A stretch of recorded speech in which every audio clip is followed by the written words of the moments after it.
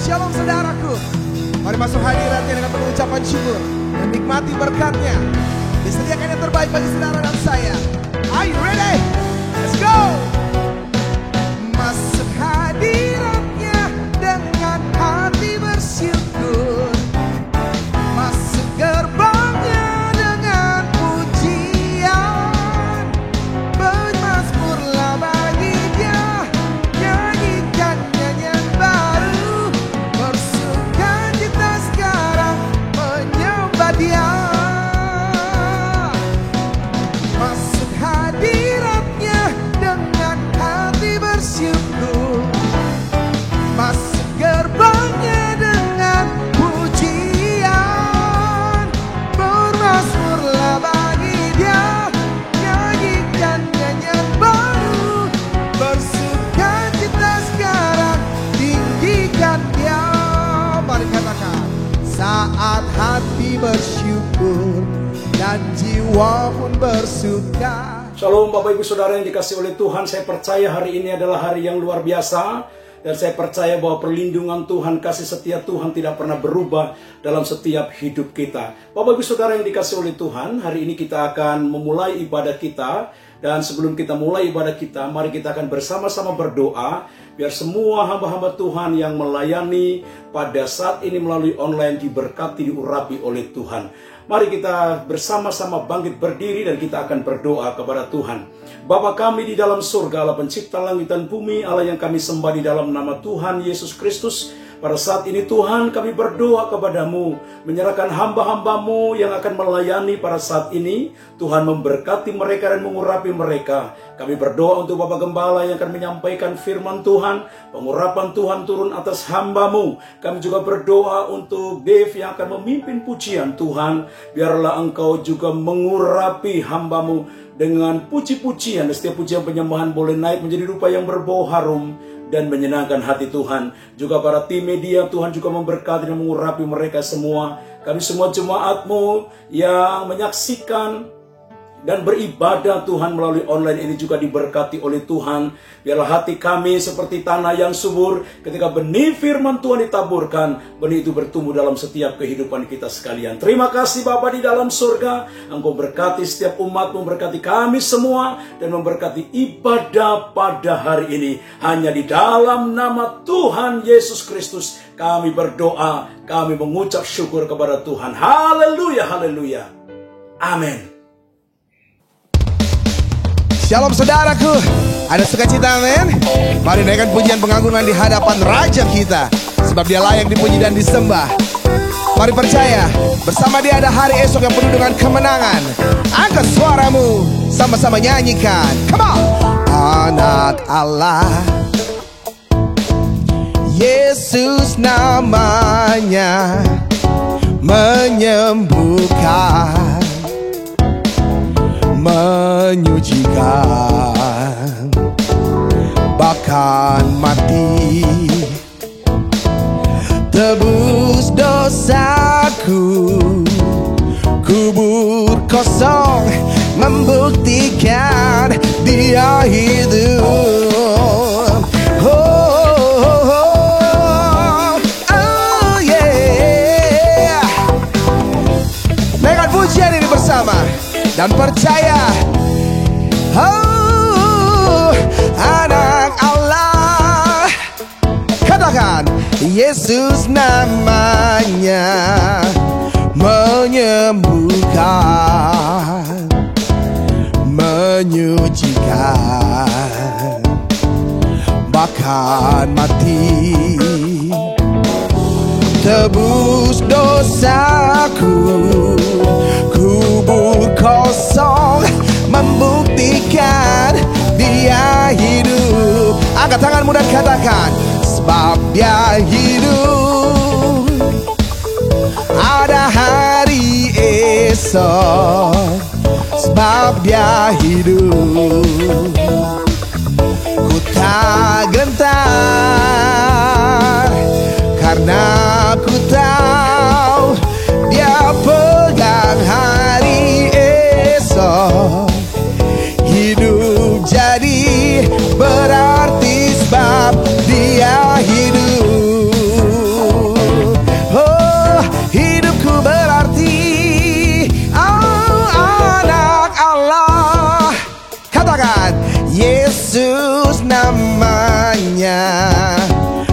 menyembuhkan, menyucikan, bahkan mati. Amin.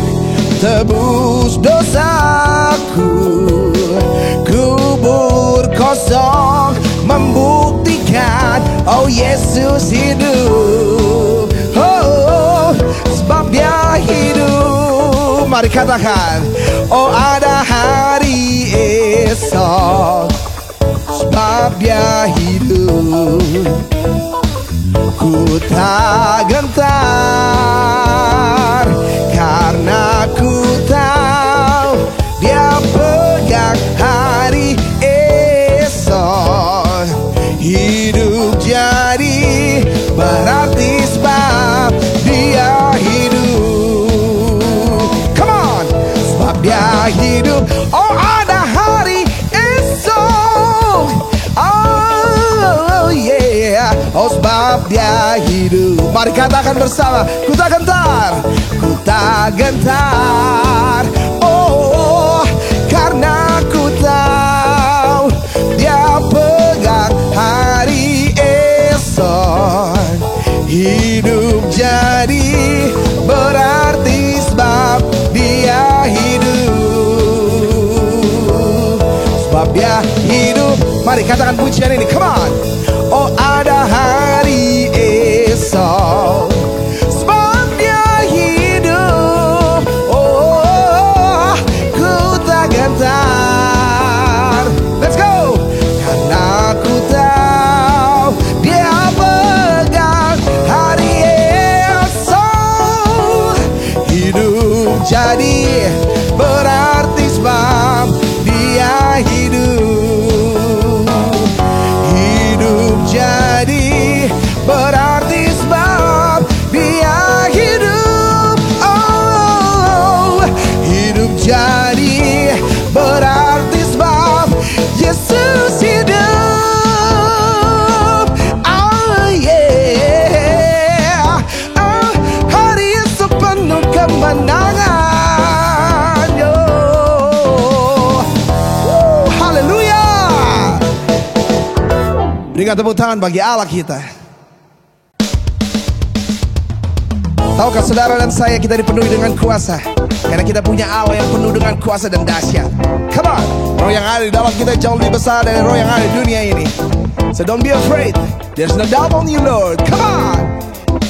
Yang lebih dari pemenang, angkat suaramu dan katakan, ku terima janji Allah bagi kaum Yehuda, umat yang berdoa, memuji dan menyembah. Hey, inilah saat yang dinanti, firman Allah telah digenapi. Kulihat penuaian terjadi yang melanda seluruh bumi. Ku terima janji Allah bagi kaum Yehuda, oh, umat yang berdoa, oh, memuji dan menyembah. Mari katakan, inilah saat yang dinanti, firman Allah telah digenapi.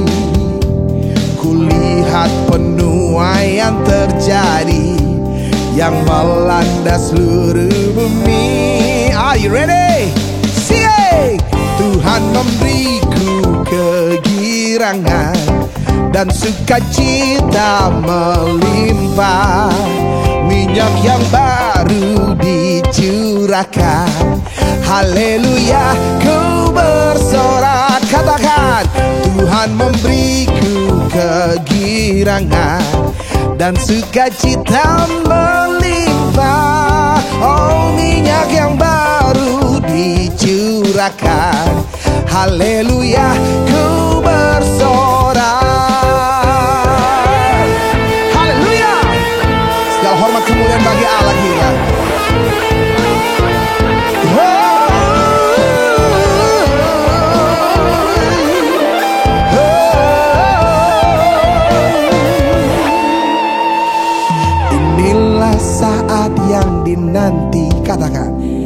firman Allah telah digenapi.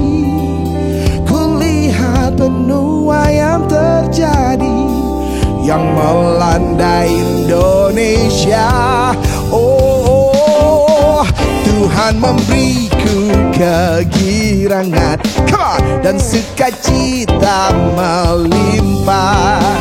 Minyak yang baru dicurahkan, haleluya, ku bersorak. Come on church, sing it.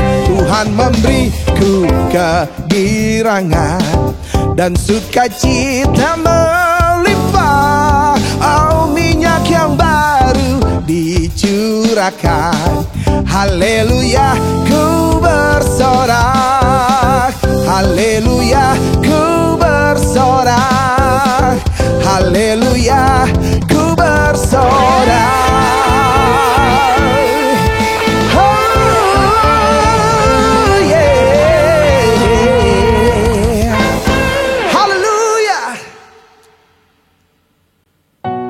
Keterbatasan kami berkata segala sesuatu sukar dan tidak mungkin terjadi dalam hidup kami. Tetapi iman kami berkata selalu ada jalan di mana ada kemauan. Sebab kami punya Allah yang dahsyat, Allah yang setia. Dia Allah yang membuka setiap jalan yang tertutup. Dia Allah yang membuka setiap pintu-pintu yang tertutup dalam hidup kita. Mari dengan ucapan syukurmu naikkan pujian ini. Sama-sama katakan.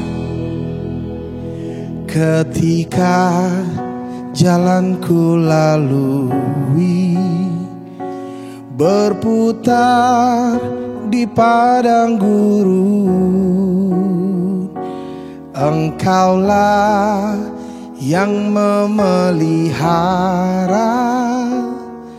hidupku sempurna. Ketika jalan yang ku tempuh berujung di sungai dalam, Engkaulah yang mengeringkannya untuk ku seberangi. Selalu ada jalan saat seakan tiada jalan, sebab Tuhan ada di depanku, membuka jalan bagiku. Selalu ada jalan di mana ada kemauan. Biarlah ku hidup selalu di jalan yang kau tunjukkan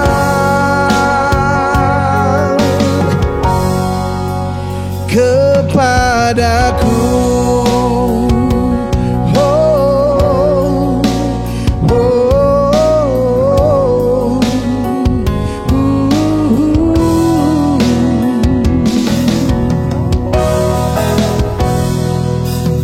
Ketika jalan yang ku tempuh berujung di sungai dalam, Engkaulah yang mengeringkannya untuk ku seberangi.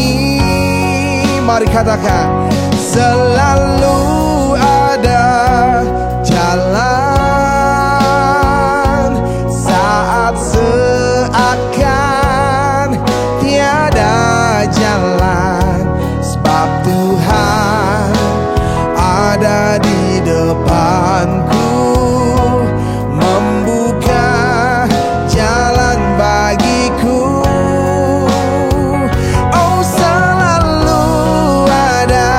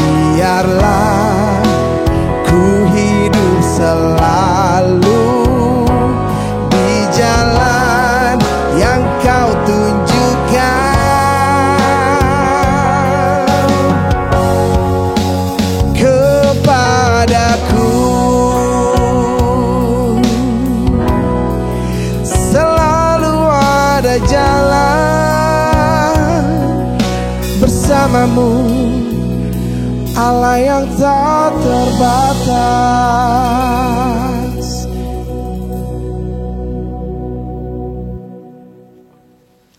Mari kita berdoa. Bapa, kami percayakan firman Tuhan yang adalah kebenaran, dan kebenaran yang dari Tuhan akan memberikan kami kemerdekaan. Pada saat kami percaya akan firman Tuhan, kami merenungkan firman Tuhan, kami melakukan firman Tuhan, sesuatu yang luar biasa pasti terjadi. Kami yang lemah Tuhan kuatkan, kami yang sakit Tuhan sembuhkan, kami yang terikat Tuhan lepaskan, kami punya masalah, firman Tuhan selalu menjadi kekuatan penghiburan buat setiap kami. Roh Kudus tolong kami supaya setiap hati yang mendengar firman Tuhan boleh menjadi tanah yang subur dan siap ditanami, bertumbuh berakar buah dalam Kristus Yesus. Dalam nama Tuhan Yesus kami siap menerima firman Tuhan. Haleluya. Yang percaya katakan bersama dengan saya, amin. Berikan kemuliaan buat Tuhan kita, puji Tuhan. Tuhan berkati, shalom. Silakan untuk sekalian, senang bisa melayani Bapak Ibu sekalian sekali lagi dalam ibadah online ini. Sebelum saya menyampaikan firman Tuhan, saya mau cerita sedikit tentang pelayanan kita yang ada di Kalimantan Barat. Mungkin sudah pernah mendengar bahwa kita memiliki sebuah cabang di Kalimantan Barat yang dilayani oleh hamba Tuhan Pak Pendeta Richard Manawan. Pak Pendeta Richard Manawan adalah seorang hamba Tuhan yang dulunya pernah bersekolah di Petamburan dan pernah menjadi pengerja di GB Ebenezer. Dan puji Tuhan dia terpanggil melayani di Kalimantan Barat di Kabupaten Ketapang. 3 cabang, kalau sudah melihat di Warta Zaman, 3 cabang yang sudah berdiri, tetapi sebenarnya ada banyak cabang lain saudara yang memerlukan para pengerja. Dan bukannya Pak Richard Manawan mendirikan jemaat di wilayah Kalimantan Barat di daerah Ketapang ini, tetapi juga mendirikan yang namanya asrama buat anak-anak, karena dari pedalaman banyak anak-anak itu dia memerlukan pendidikan dan mereka harus ditampung di satu tempat, dan ini memerlukan semacam kayak usaha, fasilitas, dan bahkan juga ya kebutuhan setiap hari yang luar biasa. Dan puji Tuhan kita masih mensupport dalam 3D, doa, daya, dan dana, dan kita memohon anugerah Tuhan supaya cabang kita yang di Kalimantan terus berkembang bagi hormat dan kemuliaan nama Tuhan. Saudara-saudara boleh terus mendukung, mendoakan, bahkan juga membantu mensupport pelayanan Pak Pendeta Richard Manawan supaya ada banyak jiwa yang diselamatkan dan Kalimantan Barat dipenuhi oleh kemuliaan Tuhan. Terpuji nama Tuhan. Haleluya. Saudara, pada bulan ini kita masih bicara tentang grateful heart, hati yang bersyukur, yang saya bacakan dalam Ayub pasal pertama ayat 20 dan ayat yang ke-21. Grateful heart, Ayub pasal pertama ayat 20 dan 21. Maka berdirilah Ayub, lalu mengoyak jubahnya dan mencukur kepalanya. Kemudian sujudlah ia dan menyembah, katanya, dengan telanjang aku keluar dari kandungan ibuku, dengan telanjang juga aku akan kembali ke dalamnya. Tuhan yang memberi, Tuhan yang mengambil. Terpujilah nama Tuhan. Saudara-saudara yang berbahagia adalah saudara yang selalu mendengar firman Tuhan, menyimpan firman Tuhan, dan selalu melakukan firman Tuhan dalam kehidupan kita sehari-hari. Saya mau menceritakan sebuah buku yang saya baca. Saya kalau tidak salah punya 2 atau 3 bukunya yang ditulis oleh Masaru Emoto. Sebenarnya ini bukan buku rohani, bukan buku Kristen, tetapi buku ini mengkonfirmasi yang mengatakan bahwa hidup mati seseorang dikuasai lidah. Siapa yang suka mengemakannya akan memakan buahnya. Itu yang Amsal firman Tuhan katakan. Dan betul saudara, yang namanya Masaru Emoto bikin penelitian, ternyata kata-kata kita itu memberikan pengaruh. Dia khusus meneliti tentang air. Judul bukunya The True Power of Word, menggambarkan bahwa yang namanya air itu bereaksi terhadap kata-kata kita. Saudara boleh lihat gambarnya ini. Jadi ketika kristal air itu dibekukan, setelah dikatakan kata-kata tertentu buat air tersebut, entah dalam gelas atau dalam botol, itu ketika dibekukan kristalnya tuh berbeda, bentuknya berbeda. Kalau kata-kata itu negatif, kata-kata itu kata-kata yang boleh dikatakan tidak positif, kata-kata yang melemahkan, kata-kata yang jelek, itu airnya bentuknya jelek. Coba saudara lihat nih kristal air setelah kata benci diucapkan, kristal air setelah kata cinta diucapkan, kristal air setelah kita mengatakan ucapan terima kasih, itu berbeda. Kalau kata cinta, kata terima kasih itu bagus banget bentuknya. Ya saudara lihat lagi kata love, thank you, I hate you. Itu berbeda saudara. Jadi benar Alkitab katakan bahwa di dalam 1 Tesalonika 5:18 berkata mengucap syukurlah di dalam segala hal. Sebab itulah yang dikehendaki Allah dalam Kristus Yesus bagi kamu. Orang percaya diharapkan kata-katanya penuh dengan ucapan syukur. Karena Mazmur Emoto membuktikan ketika air kita katakan dengan kata-kata buruk itu bentuknya jelek. Tapi katakan kata cinta terima kasih itu luar biasa bagusnya saudara. Bentuk yang paling indah katanya Mazmur Emoto dalam bukunya yang saya baca. Dia mengatakan bahwa kata cinta, kata terima kasih itu yang paling bagus bentuknya. Dia coba dengan berbagai macam bahasa. Dia pakai bahasa Jepang, pakai bahasa Inggris, pakai bahasa Spanyol, kata thank you. Mungkin juga pakai bahasa Mandarin Xie, ban kamsia, pakai bahasa Batak mungkin juga mulai tegodang ya, nggak terima kasih banyak. Itu hasilnya sangat luar biasa. Saudara-saudara, saya akan mengajak saudara untuk selalu mengucap syukur dalam segala hal. Walaupun di tengah-tengah kesulitan. Mungkin saudara berkata, Pak gimana saya bisa mengucap syukur. Keadaan yang saya alami saat ini berat. Saya mengalami yang namanya penyakit yang serius. Saya kena penyakit yang dokter katakan ini perlu pengobatan yang berbulan-bulan. Ada yang mengatakan, Pak saya belum dapat pekerjaan.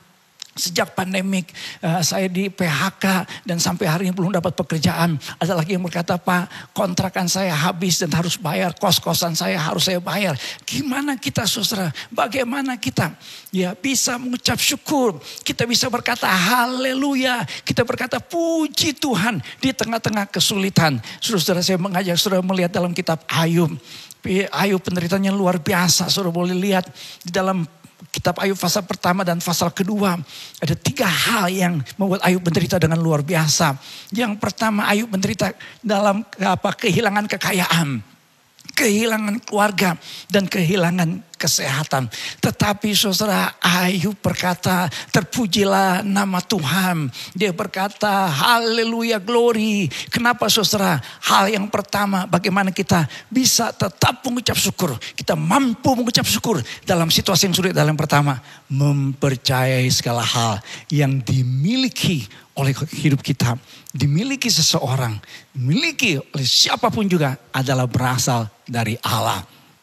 Ayub berkata begini, dengan telanjang aku keluar dari kandungan ibuku, dengan telanjang juga aku akan kembali ke dalamnya. Tuhan yang memberi, Tuhan yang mengambil. Terpujilah nama Tuhan. Kata terpujilah nama Tuhan dari kata Ibrani barak. Kata terpujilah barak. Ini dalam bentuk pengucapan syukur kepada Tuhan dengan sujud kepada Tuhan. Jadi kata barak secara letterlek itu artinya berlutut. Jadi dengan berlutut dia mengucapkan kata-kata pujian kepada Tuhan. Bukan kata-kata buruk. Sudah tahu yang namanya Ayub adalah sebuah keluarga yang luar biasa diberkati Tuhan. Dia adalah orang yang beriman. Dia adalah orang yang boleh dikatakan saudara diberkati Tuhan dengan luar biasa. Ini kombinasi yang hebat. Ya biasanya mohon maaf ya saudara ya. Orang yang beriman tuh biasanya kalau lagi susah. Ya lagi dalam keadaan menunya apa 4M ya gitu. Masih ingat 4M saudara? Murah meriah mulus mincrit. Kalau lagi pengguruannya berat. Aduh dia doa siang dan malam. Ibadah diikuti semua. Dari pagi sampai malam diklik semua. Ya online semua diikutin. Ada yang ngomong sama saya, Pak saya hari Minggu sekarang ibadah online tuh 5 ibadah termasuk ikuti ibadahnya Ebenezer. Saya langsung bilang pasti Bapak punya masalah. Kok Pak Amos tahu aja? Iya jelas dong. Saya kan Amos Nabi, Hosea Nabi, 2 Nabi digabung. Saya tahu masalah saudara. Bukan, biasanya orang begitu saudara. Namun Ayub berbeda. Ayub diberkati secara jasmani tapi dia cinta Tuhan. Tapi kenapa Ayub selalu menguduskan anak-anaknya setelah anak-anaknya mengadakan semacam pesta? Keesokan harinya dia bangun dan mempersembahkan korban bakaran. Yang menandakan seperti kayak kalau saudara tahu dalam perjanjian lama korban bakaran itu seperti ya gambaran kita saudara. Ada yang namanya penebusan dosa. Kalau kita sekarang gak bikin lagi korban bakaran karena Yesus Kristus telah menjadi korban bakaran anak domba Allah. Ya saudara, tapi dalam perjanjian lama mereka lakukan itu untuk mendapatkan yang namanya anugerah pengampunan. Saudara, kenapa? Karena Ayub berkata mungkin anak-anakku sudah berbuat dosa dan telah mengikuti Allah dalam hati. Jadi Ayub selalu menyadari hubungannya dengan Tuhan itu penting untuk membuat dia mengalami berkat secara jasmani. Jadi dia tahu tahu saudara berkat jasmaninya itu adalah dari Tuhan. Makanya dia selalu menjaga hubungannya dengan Tuhan. Dia selalu menguduskan anak-anaknya setelah anak-anaknya mengadakan pesta. Bahkan yang lebih menarik lagi adalah apa? Si iblis itu mengakui bahwa kekayaan Ayub adalah berasal dari Tuhan. Karena iblis berkata begini, ya bukankah engkau yang membuat pagar sekeliling dia dan rumahnya serta segala yang dimilikinya, apa yang dikerjakannya telah kau berkati. Telah kau berkati dan apa yang dimilikinya makin bertambah di negeri itu. Jadi iblis tahu, iblis tidak pernah memberikan berkat yang sesungguhnya. Iblis itu cuma kalau kasih berkat supaya orang pada akhirnya mengalami kehancuran. Jangan pernah percaya sama yang namanya dukun-dukun. Jangan pernah percaya sama yang namanya kuasa gelapan. Karena itu tipuan semua dari iblis. Karena yang namanya iblis datang hanya untuk mencuri, membunuh dan membinasakan. Itulah si pencuri itu. Saudara-saudara, jadi yang namanya Ayub sadar bahwa kekayaannya itu berasal dari Tuhan. Makanya ketika dari saudara mengalami penderitaan, kehilangan kekayaan, kehilangan keluarganya, dia berkata, terpujilah nama Tuhan. Tuhan yang memberi, Tuhan yang mengambil. Teorinya iblis begini, saudara. Kenapa iblis ya dalam tanda petik, saudara, ya meminta kepada Tuhan untuk membuat Ayub mengalami penderitaan? Karena teorinya iblis begini, ya, tetapi ulurkanlah tanganmu dan jamalah segala yang dipunyainya, ia pasti mengutuki engkau di hadapanmu. Saudara-saudara, jadi teorinya iblis begini. Kalau orang itu miskin, dia akan mengutuki Tuhan. Kalau dia miskin, dia akan menyangkali Tuhan. Kalau dia miskin, dia susah, dia sakit, dia menderita, maka orang akan cenderung menolak keberadaan Tuhan. Tidak ada yang namanya rasa syukur. Tidak ada iman kepada Tuhan. Jangankan yang namanya berkata puji Tuhan. Percaya kepada Tuhan pun juga tidak akan terjadi. Dan itu terbukti, saudara. Ateisme saat ini di dunia makin bertambah. Bahkan kalau saudara lihat di Amerika Serikat, generasi mudanya, ada yang namanya Z generation atau generasi milenial juga. Saudara melihat dari satu generasi ke generasi berikutnya, saudara, makin besar jumlah orang yang ateis. Bahkan saya browsing di internet, ada orang yang namanya Stephen John, terang-terangan dia berkata, Tuhan adalah hasil kemalasan intelektual. Jadi dia menjadi orang yang ateis. Ketika dia melihat ada konflik di Ambon, dia bertanya-tanya, oh kenapa ini bisa terjadi? Saya tahu saudara yang namanya kerusuhan di Ambon itu begitu luar biasa. Saya dengar langsung ada orang-orang yang terlibat atau menjadi korban di sana.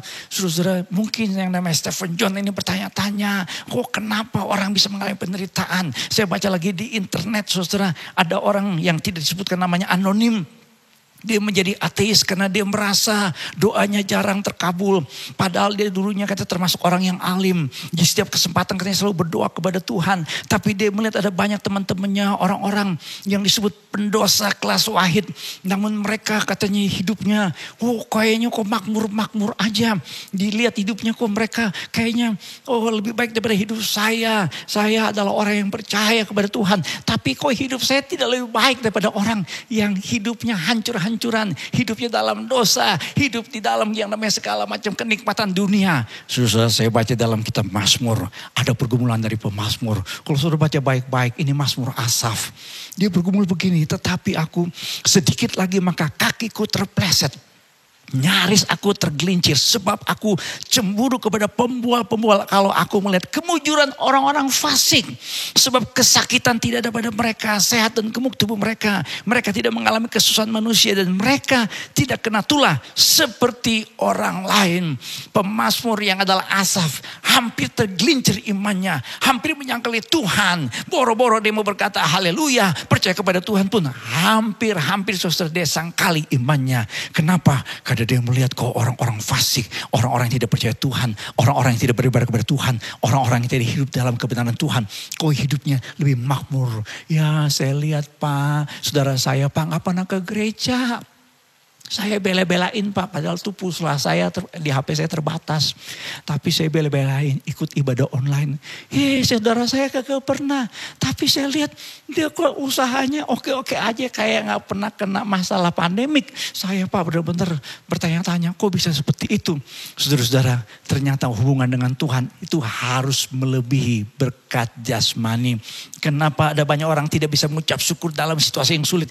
Karena menjadikan berkat jasmani yang paling utama. Puji Tuhan, pemazmur akhirnya sadar. Akhirnya berkata, selain engkau tidak ada yang kuingini di bumi. Sekalipun dagingku dan hatiku habis lenyap, gunung batuku dan bagianku, tetaplah Allah selama-lamanya. Ada lagunya, cuma saya tidak akan nyanyikan lagunya, saudara. Ini Mazmur dinyanyikan dan bagus sekali menggambarkan bahwa hubungan kita dengan Tuhan itu segala-galanya.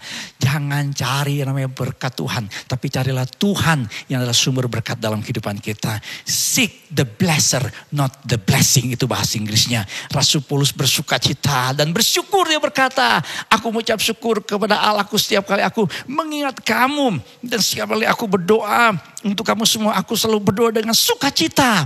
Aku mengucap syukur kepada Allahku karena persekutuanmu dalam berita Injil mulai dari hari pertama sampai sekarang ini. Saudara, Rasul Paulus bersukacita, bersyukur walaupun dalam penjara. Kenapa, saudara? Karena hubungan dengan Tuhan itu hal yang paling utama. Segala hal yang kita miliki, saudara, itu berasal dari Tuhan. Itu yang harus kita yakini, saudara, supaya mungkin saat ini saudara dalam keadaan sakit, dalam keadaan lemah, mungkin saat ini saudara dalam kekurangan, saudara harus bayar listrik, nggak ada uang, saudara harus bayar pulsa handphone itu juga kagak sanggup, mungkin saat ini saudara harus biaya sekolah anak saudara, bisa saudara berkata haleluya, puji Tuhan. Kalau saudara berkata segala hal yang saya miliki itu berasal dari Tuhan, hubungan saya dengan Tuhan tidak akan terganggu dengan hal-hal yang bersifat lahiriah. Berkat jasmani hanya bonus, hanya tambahan dalam iman saya kepada Tuhan. Asal saya mencari kerajaan Allah dan kebenarannya, semuanya ditambahkan dalam kehidupan saya. Tuhan yang memberi, Tuhan yang mengambil, itu terbukti. Kalau baca dalam kitab Ayub sampai dengan pasal yang terakhir, di bagian akhir, Tuhan memberikan kepada Ayub 2 kali lipat. 2 kali lipat dari segala kepunyaan dahulu. Tuhan memberkati Ayub dalam hidupnya yang selanjutnya lebih daripada dalam hidupnya yang dahulu. Ini bukti bahwa Tuhan yang memberi, Tuhan yang mengambil. Saudara harus mempercayai apapun yang kita punya, rekening saudara, kendaraan saudara, baju saudara, bahkan jaket saudara pun juga, itu semua adalah dari Tuhan, berasal dari Tuhan. Saya suka menceritakan kisah 9 orang terkaya di Amerika Serikat. Orang-orang ini ketika kumpul menjadi berita nasional. Karena kenapa, saudara? Karena kekayaan mereka katanya pada waktu itu, tahun 1923, ketika mereka kumpul di sebuah hotel, saudara, yang sangat terkenal pada waktu itu di Chicago, Amerika Serikat. Ini Chicago ya, bukan Cikini Kalipasir Gondang Dia. Dulu waktu saya SMP, itu deket daerah Kuitang sekolah saya ya. Ya, kita kalau bilang Chicago itu Cikini Kalipasir Gondang Dia. Ini Chicago ya enggak? Chicago betulan ya, Amerika Serikat, Illinois, Chicago. Saudara, mereka kumpul 9 orang terkaya Amerika Serikat, kumpul dan menjadi berita headline. Kenapa?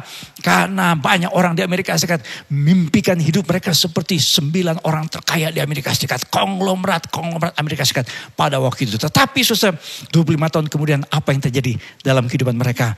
Ternyata saudara, mereka semua dalam keadaan bankrupt. Mereka melewati satu masa yang disebut dengan The Great Depression. Tahun 1930-an.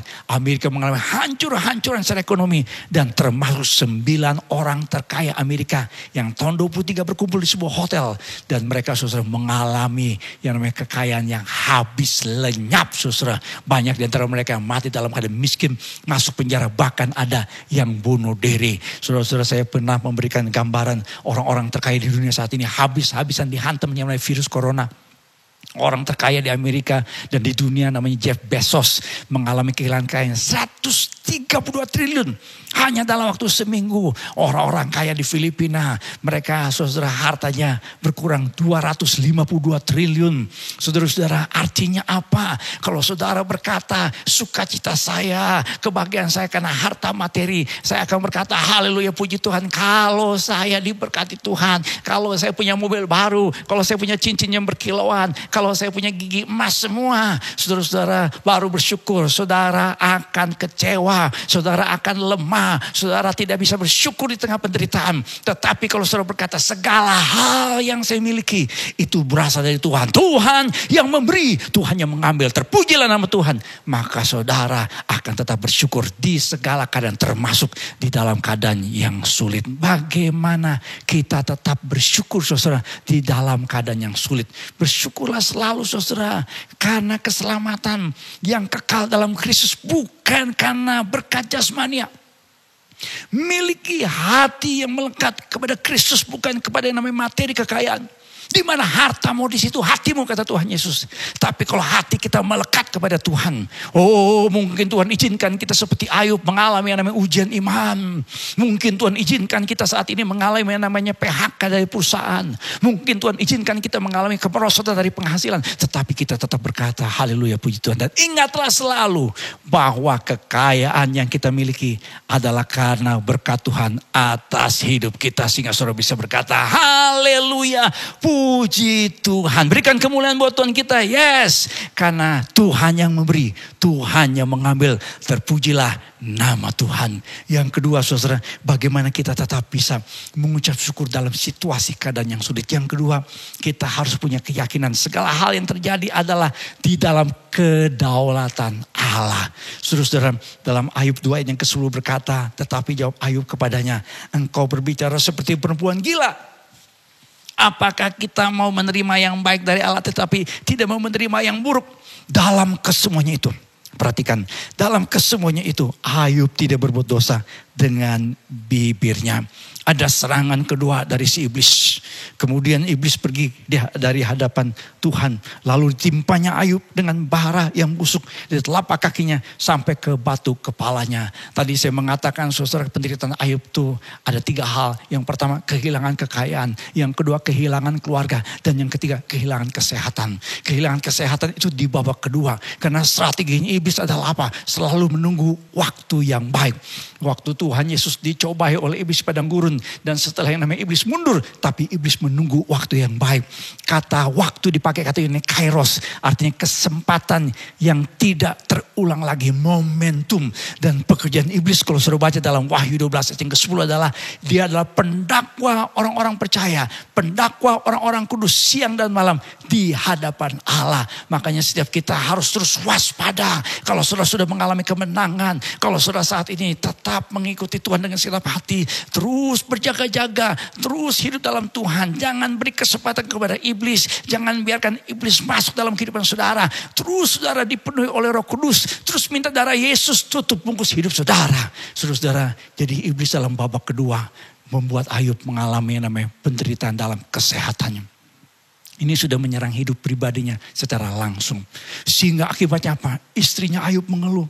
Istrinya Ayub berkata begini, masih bertepunkah engkau? Dia berkata kepada Ayub, dalam kesalehanmu kutukilah Allahmu dan matilah. Waduh, saudara, ini kalimat yang benar-benar keras. Ini kalimat yang benar-benar menyakitkan. Ini kalimat yang bisa melemahkan seorang yang bernama Ayub. Saudara, saya mau kasih gambaran sedikit tentang pria dan wanita. Memang kalau wanita itu kalau lagi punya masalah ya, emak-emak, ya suami-suami, ya harus ngerti ternyata wanita itu, coba lihat yang tabel. Ya, kalau lagi punya masalah main perasaan. Ya, dan cenderung kalau punya masalah tuh talking. Nah, kalau punya masalah dia harus cari teman relationship. Dan kalau dia lagi punya masalah dia butuh empathy. Jadi ini kemungkinannya. Kalau seorang wanita tuh ngomel-ngomel. Itu karena sebenarnya saya mau melampiaskan perasaannya dengan ngomong-ngomong gitu ya. Karena sebenarnya pengen dapat empathy gitu. Kalau dia ngomong begitu sama Ayub. Ini si Ayub. Itu sebenarnya supaya Ayub memperhatikan dia. Ya, saya kan pernah tanya sama jemaat. Mana yang lebih banyak bunuh diri? Pria atau wanita? Ya. Banyak yang berkata, oh pria lebih banyak. Ya, tapi sebenarnya faktanya saudara memang betul.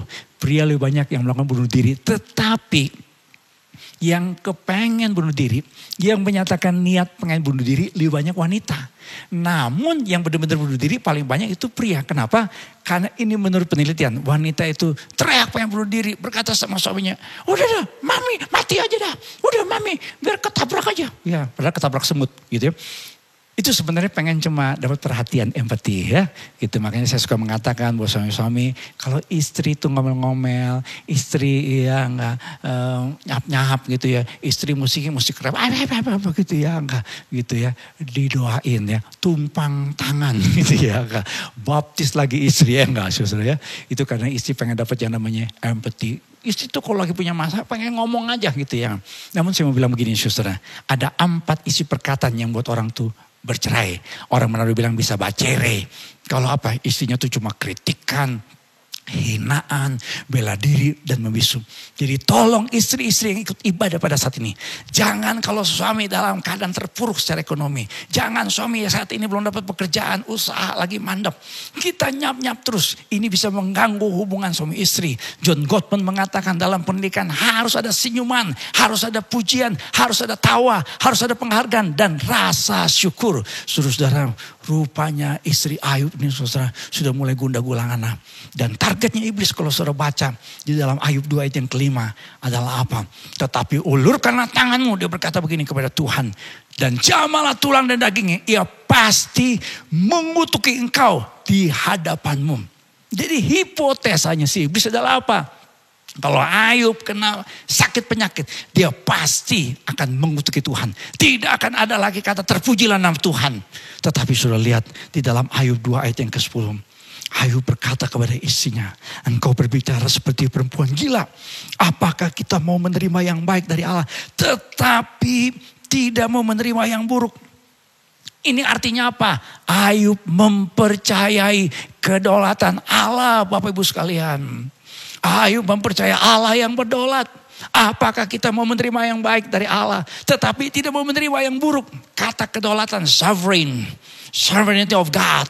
Itu artinya wewenang tertinggi dalam hidup manusia berada di dalam tangan Tuhan. Kata wewenang itu hak dan kekuasaan untuk bertindak. Kalau saudara baca dalam Yesaya 46 ayat 9-11, ini adalah gambaran kedaulatan Allah. Digambarkan bahwa yang namanya Allah itu memiliki namanya kewenangan, memiliki kedaulatan. Keputusanku kata Tuhan akan sampai dan segala kehendakku akan kulaksanakan. Yang manggil burung buas dari timur dan yang orang melaksanakan putusanku dari negeri yang jauh. Aku telah mengatakannya, maka aku hendak melangsungkannya. Aku telah merencanakannya, maka aku hendak melaksanakannya. Ini namanya kedaulatan Allah. Allah punya kehendak. Tidak ada seorang pun yang bisa membatalkannya. Istilahnya mau-maunya Tuhan. Banyak kali ada banyak orang tidak bisa mengucap syukur. Karena dia menganggap dirinya dalam tanda petik yang ngatur hidupnya. Kesalahan terbesar kita sebagai orang percaya adalah apa? Kita seringkali ngajukan proposal sama Tuhan. Tuhan saya mau begini, usaha saya mau lancar. Tuhan saya mau ini, pekerjaan saya begini. Tuhan saya mau keluarga saya begini. Tuhan saya mau ini yang saya lakukan yang engkau berkati. Gak bisa. Karena kenapa? Karena yang berdaulat itu bukan manusia. Kedaulatan tertinggi itu adalah di tangan Tuhan. Saudara lihat dalam garis besar kitab Ayub. Kalau saudara baca dalam kitab Ayub, ada bagian. Saudara lihat dalam Ayub pasal 38-41. Sebelumnya ya saudara lihat ada dialog Ayub dengan kawan-kawannya. Teman-temannya pada waktu itu Elifaz, Sofar dan Bildad mengatakan, Ayub engkau berdosa, makanya engkau jatuh dalam penderitaan. Tetapi ketika Tuhan berkata kepada Ayub, ini menarik, ini menarik. Kenapa? Karena 3 orang teman-temannya Ayub, Elifaz, Sofar dan Bildad, mereka tuh berdiskusi. Ya, mereka tuh membahas, ada Elihu juga, jadi ada 4 temannya Ayub. Membahas, jadi mereka bikin webinar. Ya, webinar tanpa sertifikat. Kenapa Ayub menderita? Dan Tuhan jawab dalam pasal 38-41. Kalau saya jadi Ayub, saya udah siap dengan catatan. Kalau saya jadi Ayub, saya siap untuk merekam di webinar jawabannya Tuhan. Tetapi saudara, ternyata firman Tuhan kepada Ayub dalam Ayub 38-41 saudara. Justru tidak ada penjelasan atau jawaban Tuhan atas dialog antara Ayub dengan sahabat-sahabatnya mengapa Ayub menderita. Sebaliknya, Tuhan yang bertanya kepada Ayub. Lebih dari 70 pertanyaan kepada Ayub mengenai segala hal yang membuat Ayub tidak dapat menjawab satu pun dari seluruh pertanyaan-pertanyaan Tuhan. Salah satu pertanyaan yang Tuhan tanya dalam Ayub 38 ayat yang keempat. Di manakah engkau ketika aku meletakkan dasar bumi? Ceritakanlah kalau engkau mempunyai pengertian. Siapakah yang telah menetapkan ukurannya? Bukankah engkau mengetahuinya? Atau siapakah yang telah merentangkan tali pengukur padanya? Jadi artinya apa saudara? Ketika Ayub bertanya, why, kenapa saya menderita? Tuhan gak jawab pertanyaan Ayub dengan kawan-kawannya. Tetapi Tuhan justru menantang Ayub. Ini artinya apa? Tuhan mau mengatakan dia Allah yang berdaulat. Kasarnya Ayub gak berhak bertanya why. Gak berhak. Sebenarnya kita gak berhak bertanya kenapa saya lahir dalam keadaan seperti begini. Kenapa saya dalam keluarga yang menderita. Kenapa saya jadi anak yang tertolak. Kenapa saya dalam keadaan yang mohon maaf. Secara fisik saya tidak sempurna. Itu artinya apa saudara? Itu artinya kita tidak mempercayai Allah yang berdaulat. Makanya dalam Ayub pasal 42 sebelum Ayub dipulihkan Tuhan, Ayub harus mengakui dulu kedaulatan Tuhan. Sehingga dia berkata, aku tahu bahwa engkau sanggup melakukan segala sesuatu dan tidak ada rencanamu yang gagal. Terjemahan bahasa Indonesia sehari-hari mengatakan bahwa engkau maha kuasa, engkau sanggup melakukan apa saja. Dalam ayat yang ketiga berkata, aku berbicara tentang hal-hal yang tidak ku mengerti, tentang hal-hal terlalu ajaib bagiku ini. Ketika kita bicara hubungan kita dengan Tuhan, maka kita harus mengatakan bahwa ada banyak hal yang tidak bisa kita mengerti. Kalau kita bicara tentang kedaulatan Allah, sulit untuk kita memahami dengan logika otak kita yang sangat terbatas ini. Sehingga Elihu berkata dalam Ayub 36 ayat 26, sesungguhnya Allah itu besar, tidak tercapai oleh pengetahuan kita. Jumlah tahunnya tidak dapat disediki. How great is God, beyond our understanding. Beyond our understanding. Jadi pertanyaan tentang penderitaan Ayub. Kalau Ayub bertanya, Tuhan mengapa saya menderita? Ini jawabannya Tuhan. Ayub, apa hakmu untuk bertanya? Apa hakmu untuk bertanya? Jadi harus dirubah pertanyaannya. Kalau kita dalam kesulitan hidup, jangan bertanya Tuhan mengapa saya menderita. Tapi tanya apa yang menjadi kehendak Tuhan atas penderitaan saya. Karena kalau Tuhan menetapkan satu rencana, Tuhan melaksanakan keputusannya, itu pasti ada rencana Tuhan yang luar biasa, yang beyond our understanding. Nick Vujicic yang sering kali saya ceritakan, dia punya kalimat luar biasa. Dia lahir tanpa tangan, tanpa kaki. Semula dia tawar hati, dia marah sama Tuhan. Tapi pada akhirnya dia menemukan satu kebenaran. Dia baca firman Tuhan dan firman Tuhan mengubah dia di usia 15 tahun. Dan sekarang Nick Vujicic menjadi salah satu pembicara motivator terbaik di dunia. Dia berkata, I have the choice to be angry at God for what I don't have. Karena lahir tanpa tangan, tanpa kaki.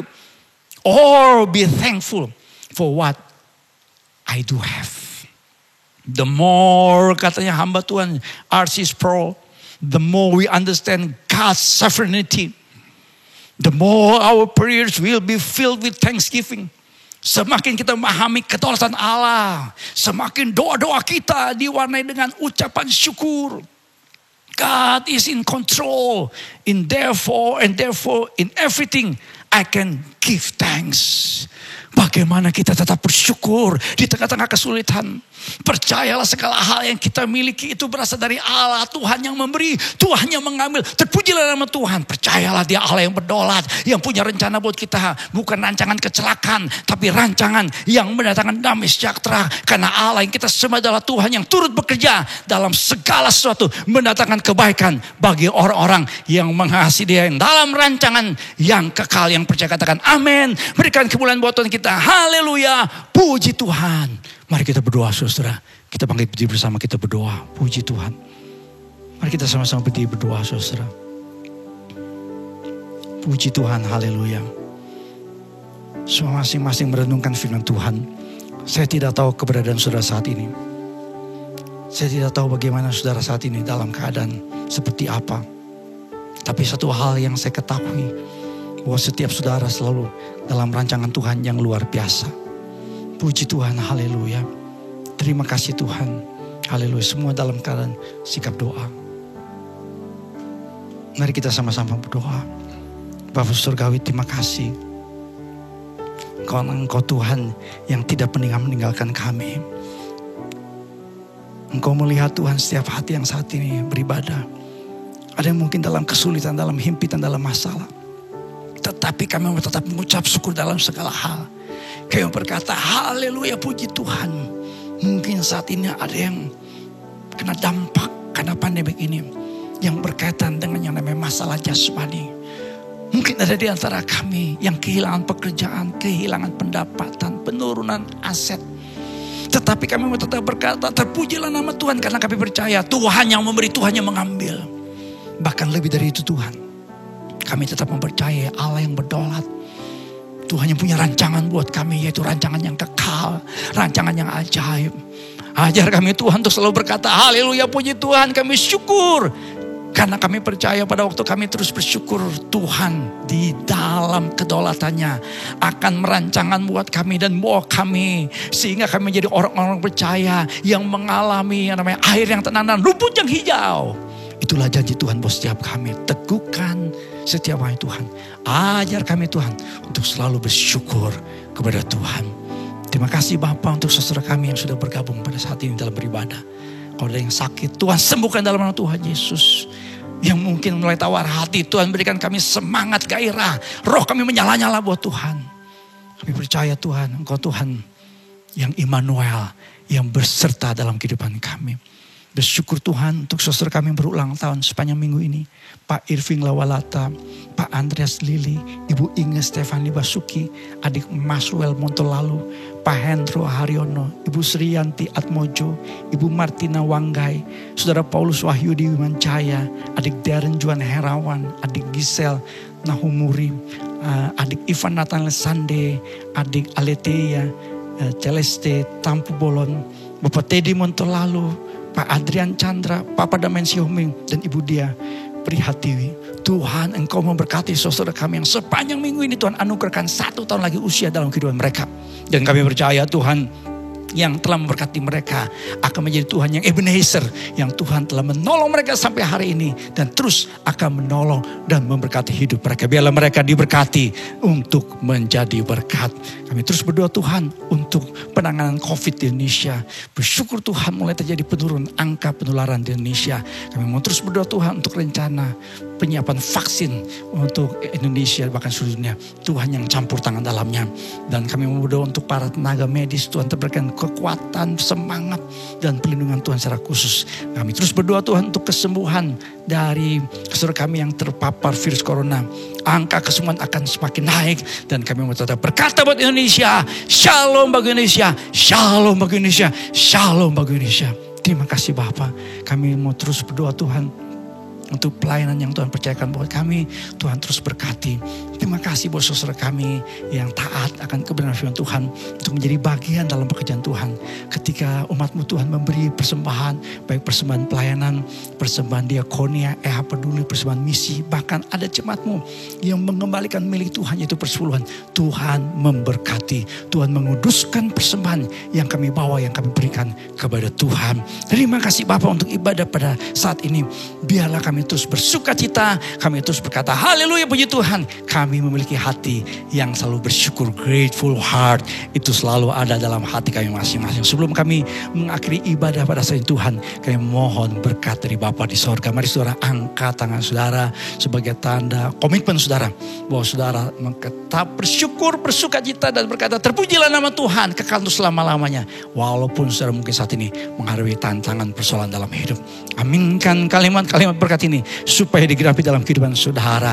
Diberkatilah keluarga saudara, diberkatilah usaha dan pekerjaan saudara, diberkatilah pertumbuhan iman saudara, diberkatilah kesehatan saudara, dan diberkatilah masa depan hidup saudara. Saudara kasih dalam Tuhan, terimalah berkat Tuhan, kasih karunia dari Tuhan Yesus Kristus, kasih Allah Bapa, persekutuan pimpinan dan pengurapan Roh Kudus menyertai saudara-saudara sekalian dari sekarang sampai selama-lamanya. Haleluya. Yang percaya katakan bersama dengan saya, amin, amin, amin. Berikan kemuliaan buat Tuhan kita. Puji Tuhan. Haleluya. Bapak Ibu sekalian, kita tetap beribadah dengan 2 format.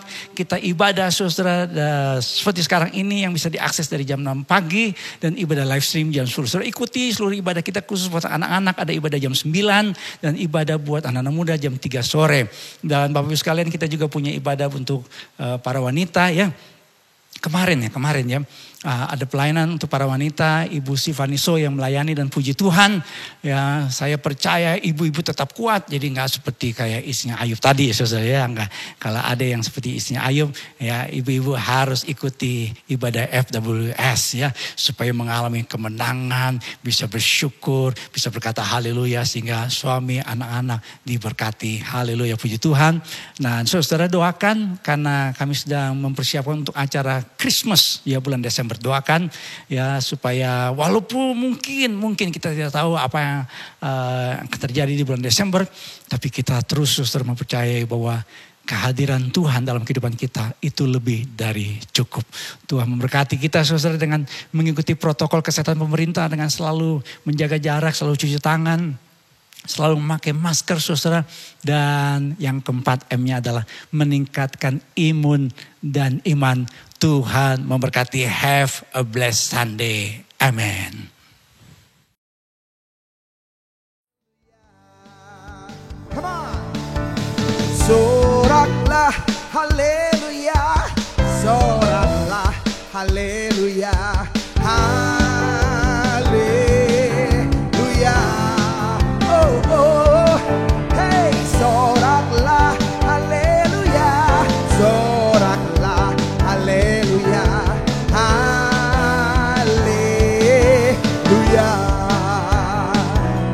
Oh, mari angkat suaramu sambil bertepuk tangan menarik di hadapan Raja kita dengan penuh ucapan syukur. Mari katakan, oh segala puji syukur hanya bagimu Tuhan, sebab Kau yang layak dipuja.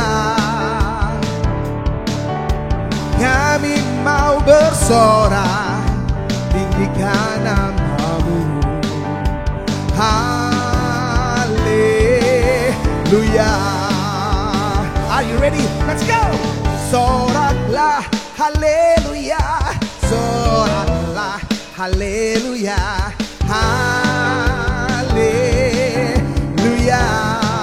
Oh, oh, oh. Soraklah haleluya, soraklah haleluya, haleluya.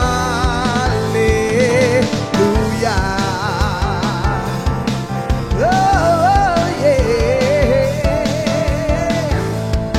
Segala puji syukur bagimu Raja. Oh yeah.